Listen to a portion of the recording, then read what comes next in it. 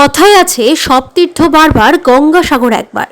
আজ পৌষ সংক্রান্তির পুণ্য স্নান করতে মানিকচকের গঙ্গা ঘাটে পুণ্যার্থীদের ঢল।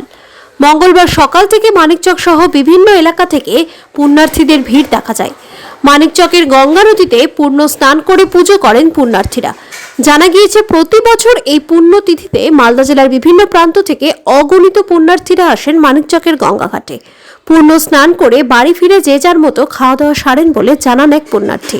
এদিকে যে কোনো অপ্রীতিকর ঘটনা এড়াতে মোতায়েন ছিলেন মালদা জেলা এবং মানিকচক থানার পুলিশ বাহিনী।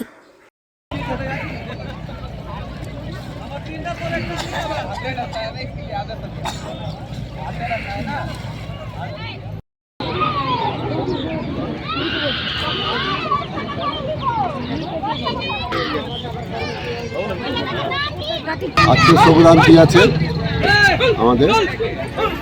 ওই সংক্রান্তিতে প্রত্যেক বছর আমরা চান করতে আসি।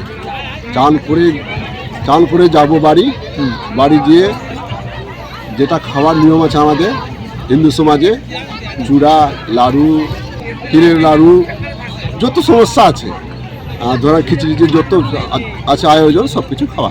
এটা মানিকচক ঘাট থেকে অনেক দূর থেকে আসে। এটা আপনার ধরে নাও মালদা, শামসি, বারহাল থেকেও আসে, অনেক দূর থেকে, অনেক জায়গার নাম কি বলো, অনেক দূর থেকে আসে। ভিড় তো ভালোই আছে, ভিড় তো খারাপ না। প্রত্যেক বছর এর থেকে তো ধরো এবার তো মোটামুটি যে আছে এর থেকে আরও বেশি ভিড় হয়।